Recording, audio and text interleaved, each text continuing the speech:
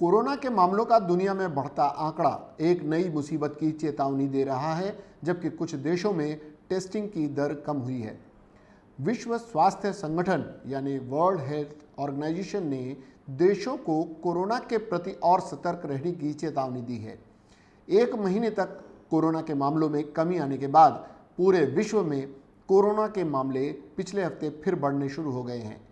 इस संक्रमण के प्रसार को रोकने के लिए एशिया और चीन के जिलिन प्रांत में लॉकडाउन लगाए जा रहे हैं। WHO ने बताया है कि कई वजहों के कारण एक साथ मिलकर कोरोना के आंकड़ों में बढ़त देखने को मिली है। इसमें तेजी से फैलने वाले ओमिक्रॉन वेरिएंट और उसका स्वरूप BA.2 भी शामिल है।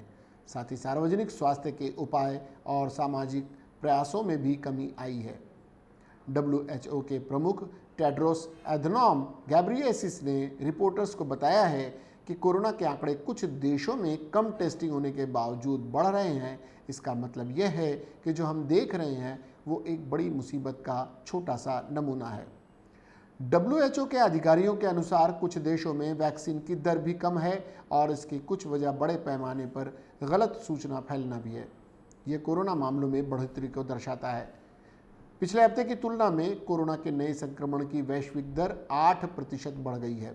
केवल 7 से 13 मार्च के बीच दुनिया में कोरोना से 43,000 लोगों की मौत हुई और 11 मिलियन नए मामले सामने आए। इस साल जनवरी के बाद पहली बार कोरोना के मामलों में इतनी बढ़त देखने को मिली है।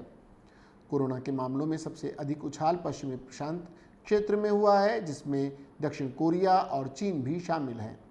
यहाँ कोरोना के मामले 25% बढ़े और कोरोना से 27% मौत बढ़ी है। अफ्रीका में भी कोरोना के नए मामले 12% बढ़े हैं और मौत के आंकड़े में 14% की बढ़त हुई है। कई विशेषज्ञों का मानना है कि यूरोप कोरोना वायरस की नई लहर का सामना कर रहा है। मार्च से ही ऑस्ट्रिया, जर्मनी, स्विट्जरलैंड, नीदरलैंड और ब्रिटेन में कोरोना के मामलों की संख्या बढ़ रही है। चीन में आई कोरोना की लहर से भारत के प्रभावित होने की संभावनाएं काफ़ी कम हैं। इसकी पहली वजह डेल्टा और ओमिक्रॉन के खिलाफ भारतीयों में पैदा हो चुकी प्रतिरोधक क्षमता है। इसके चलते देश में कोरोना के केस लगातार घट रहे हैं। उधर चीन की अधिकतर आबादी ने ओमिक्रॉन ही नहीं बल्कि कोरोना का सामना भी नहीं किया है। ऐसे में वहाँ ओमिक्रॉन का ज़्यादा तेज़ी से फैलने वाला और जांच से भी बच निकलने वाला वेरिएंट बड़ी समस्या की वजह बन रहा है।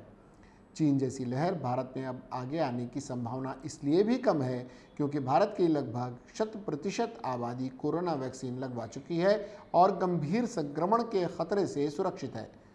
गौरतलब है कि पहले ही कई स्टेजेस में दावा किया जा चुका है कि संक्रमण से मिलने वाली इम्यूनिटी और टीकों से मिली इम्यूनिटी कोरोना के खिलाफ सबसे ज़्यादा कारगर हैं।